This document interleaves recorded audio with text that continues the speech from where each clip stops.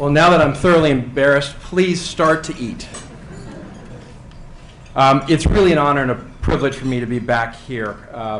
As Valerie mentioned, she and I met over 6 years ago, and I was privileged to be one of the speakers in the inaugural event that Harper's hosted, along with Commissioner Kelly. And I just want to thank Harper's Bazaar not only for having me again today, and Valerie, you and your entire team, and the support that you've had for inviting me, but also for what you launched 6 years ago, because I think it's been an incredible effort, a sustained effort over 6 years that I think has not only started to bear fruit, but I think will be important for the future. I want to congratulate the industry leaders who are here as well, because I think there's quite a bit of work that happens behind the scenes in the marketplace on these issues. And when I first came to these issues 6 years ago, I think the issues were of counterfeiting and piracy, especially when we were talking about high-end products, could have been easily dismissed. Could have been easily dismissed as a pretentious preoccupation by the luxury industry to worry about only the bottom line. But I think the innovation here, and Valerie, I credit you for this and your entire team, has been that you've reshaped the narrative. You've reshaped how we think about these issues. And it's not just about the bottom line, which is important, no doubt, but it's about the ties between counterfeiting and piracy of intellectual property to very important social problems and ills internationally. Child labor, public health and safety, innovation, intellectual property rights, the basis of our functioning economy. And importantly, and where I've grown quite interested in the issue, in the area of national security. What I'd like to do is talk to you a little bit about why I think this effort not only is important, but came at the right time and continues to be incredibly important. First of all, the trade in counterfeit goods is only getting worse. By some estimates, since the early 90s, trade in illicit goods, counterfeit and pirated goods, has increased 8 times faster than the trade in legitimate trade and traffic. By another and somewhat outdated estimate, U.S. business is purportedly losing $250 billion a year due to counterfeit goods. Some estimates now have counterfeit trade and piracy reaching close to 8% of world trade. And finally, with the rise of China as a global economic power, you also have the reality that China is the primary source for much of the counterfeit goods that we encounter, especially at our ports. In addition, as Valerie indicated, and as we're appropriately discussing today, the age of the internet has unfortunately ushered in the age of digital piracy. The internet in many ways has acted as an accelerant and a global marketplace for piracy with ease of replication of goods, low barriers to entry, and a virtual space for distribution. In addition, as we all know, the internet provides anonymity. So it's very easy not only to engage in piracy or counterfeit, but also to hide one's identity or one's organizational links. Digital piracy is expanding more quickly and affecting industries not just from music and film, but to publishing and software. And finally, and most importantly to me, this effort comes at a critical time in terms of our national security interests. There is clearly a connection between the underlying financial networks of international organized crime groups and, to a certain extent, some terrorist groups and networks to the illicit trade in goods, counterfeit, and piracy. Counterfeiting is a financial driver for these groups and these syndicates. And what I have found, both when I was at the Treasury and at the White House, is that you have, at the end of the day, a blending of the profit-making ventures of these groups, be they Russian organized crime, mafia groups, Hong Kong triads, or European human smuggling rings, that use all manner of profit-making to include counterfeiting to fuel their activities. Criminal organizations are benefiting from the high profits and low risks of counterfeiting, and they're using it to underwrite the extension of their power and reach. And this is power and reach that relates not just to their criminal activity, which includes drug trafficking, human smuggling, money laundering, but it also relates to their reach and power to corrupt countries and regions around the world, where the influence, for example, of Russian organized crime and Eurasian organized crime groups are felt dramatically.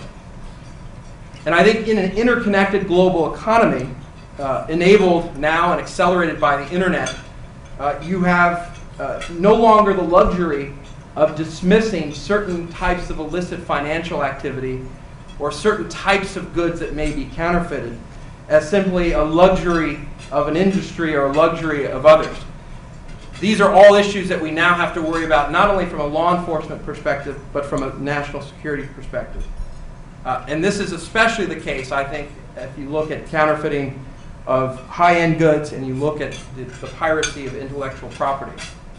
Again, I think one of the lessons that many of us learned who were in the government after 9/11 is that you cannot ignore these connections between these groups, the international organized crime groups, the terrorist groups that are out there. And in fact, we use the very notion that it's the financial underpinnings of these organizations that not only give them reach globally, but create vulnerabilities for them as a way to actually attack the problem. And so from issues related to terrorism, to North Korea, to Iran, we looked very carefully at how these organizations and rogue regimes were funding themselves. Let me give you 3 examples that came up during my time in government that I think are incredibly relevant to our discussion today, and that I think highlight the connection and the nexus between criminality, these illicit financial networks, and terrorism to the detriment of all. The first is an example of Dawood Ibrahim, who is a renowned Indian crime lord, often called the godfather of Indian organized crime. He's also a funder of terrorist networks.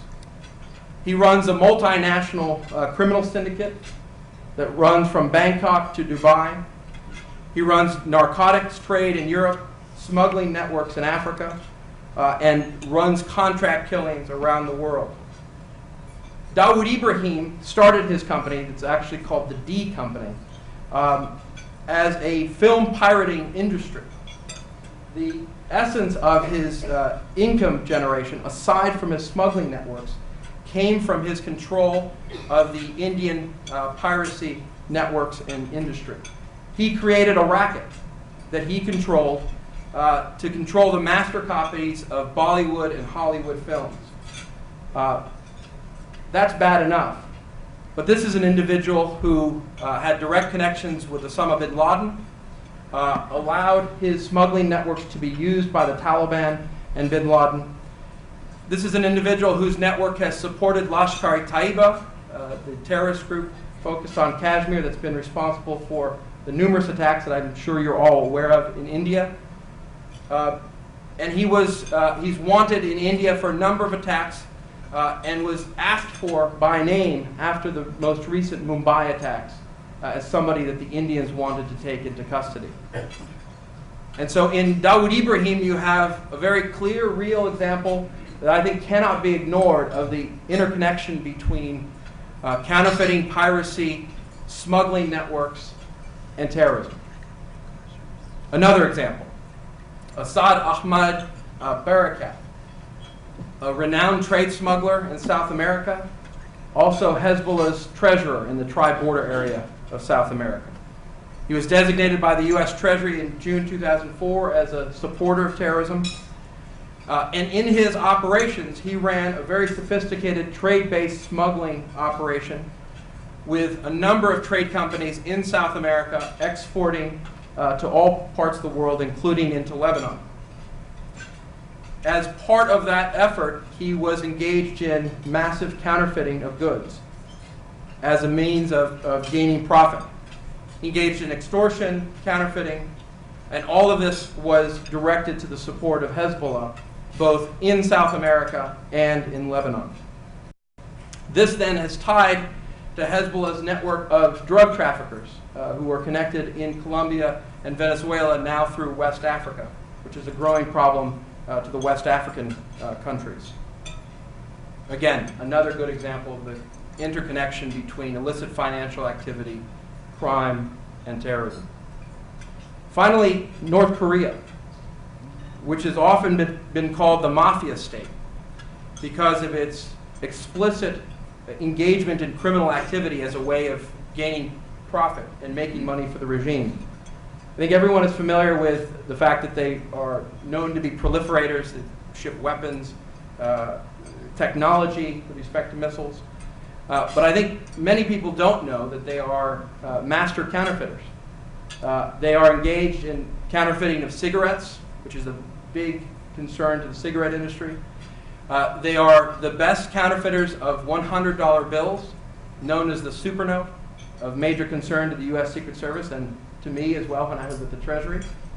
And they're engaged in drug trafficking, as seen with shipments that are interdicted across the world, including the famous shipment on the ship Peng Su found by the Australians. And all of this part of a system internationally to launder the money and to send the money back to the regime for all sorts of purposes, as you can imagine. In September of 2006, I'll note, we took action when I was at the Treasury Department, then moved to the White House, to designate a bank that was being used primarily by North Korea for all of these purposes. A bank in Macau known as Banco Delta Asia, which served to, at least at that moment, stop some of that activity. And it's part of an ongoing campaign that the U.S. government and the Obama administration continues, which I'm proud to see. But those are just three examples. And as Valerie mentioned, you have the Madrid example. And as our efforts against terrorism are being somewhat successful, you have a number of cells and groups around the world resorting to local criminal activity and activity like counterfeiting of goods to fund their operations and potentially their attacks. So this is very real. These are real-world examples. This is where the crimes of counterfeiting move beyond the machinations of crime lords and move into the field of national security in a fairly dramatic and important way. And it's not just here, and it's not just China, but it's around the world, it's everywhere. And for that reason, I, again, commend Harper's Bazaar, because I don't think there's an easy solution to this. I think made much more difficult by the internet. And Valerie, I don't have any answers to your very, very difficult questions. I'm looking forward to hearing from the panel as well. But I think first and foremost, what you've accomplished needs to continue, which is awareness building. I don't think you have to provide Chicken Little examples like I just did to build that awareness, but I think you do need to build a narrative and continue to build the narrative in customers and industry with other industry partners like banks, the notion that these are not victimless crimes, these are not harmless errors of judgment, this isn't just a necessary cost of doing business, but these are real-world concerns with real consequences, from child labor all the way to issues of national security import. I think this requires international cooperation, again, between the private sector but also with governments. It requires enforcement of the laws at the ports and in the courts to be effective, not just here but abroad. And I think it's only with a series of layered actions that we're going to be successful in at least containing the effects and the danger of counterfeiting and piracy.